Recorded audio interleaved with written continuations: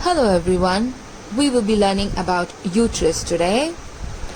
So first, to know the placement of uterus in the female pelvis, I will be drawing a sagittal section of the female pelvis with the anterior and the posterior boundaries, which I've drawn here now. The anterior boundary being the pubic bone and the posterior one being the sacrum and the coccyx. Here I'm drawing the urinary bladder now, and posterior to the urinary bladder we have the uterus. So I'm drawing the body of the uterus, and now I'll be drawing the cervix. Here we have the vagina. Behind the uterus we have rectum and the anal canal. So below we find the pelvic floor, and between the urinary bladder and uterus we have the vesico-uterine fold, and between the uterus and the rectum we have recto-uterine fold, which forms the pouch of Douglas, which is the most dependent part. Here we have the coils of small intestine and large intestine.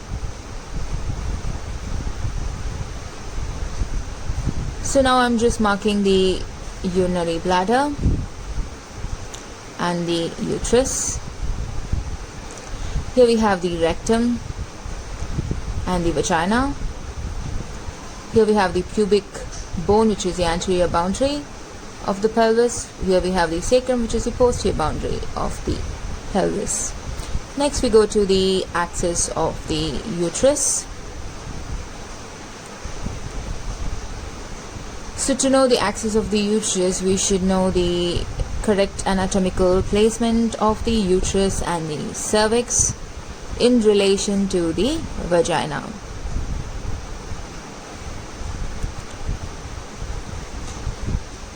So this is a pubic bone here anteriorly, and this is the posterior boundary showing the sacrum and the coccyx.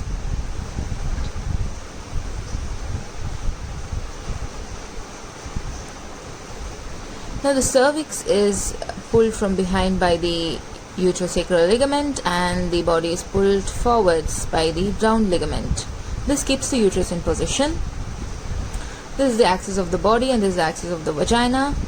Because of this, there are two angles formed here. So this angle, which is 90 degrees between the cervix and the vagina, it is called as the angle of anteversion.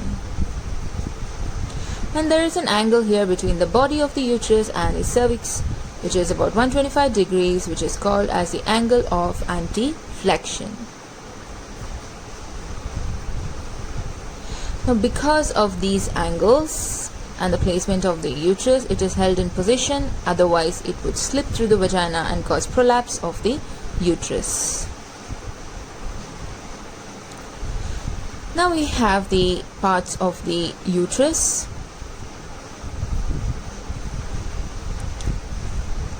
So I'm drawing the fundus of the uterus here with the fallopian tubes. This is the fimbria and the ovaries. I'm doing the same thing on the other side.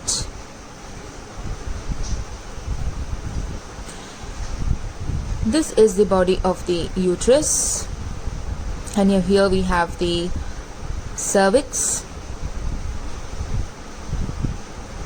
Now I'm drawing the cavity of the body of the uterus, which holds the products of conception, and I'm drawing the vagina here.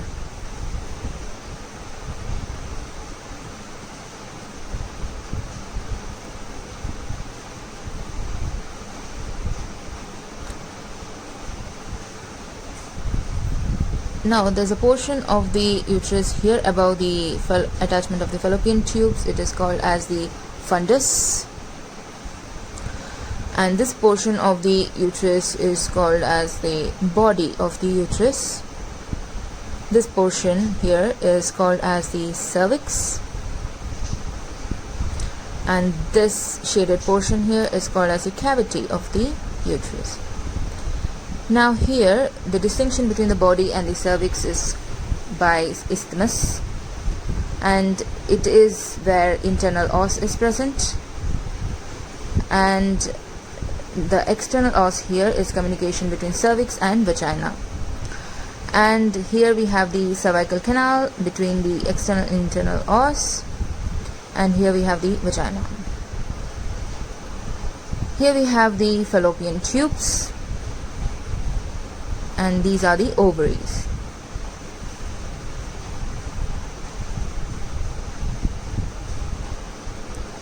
Now the body of the uterus, it has two surfaces. The anterior surface, which is related to the urinary bladder, and posterior surface related to the rectum. Then we have two lateral borders of the uterus.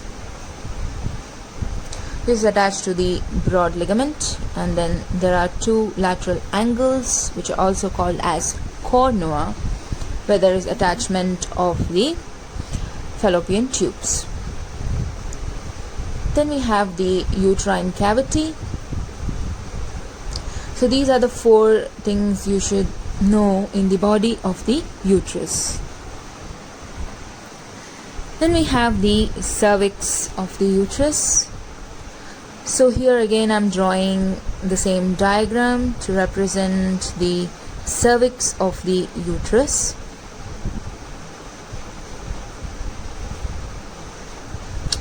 So this portion between the body and the cervix anteriorly is called as the isthmus, and posteriorly it is called as the torus uterinus.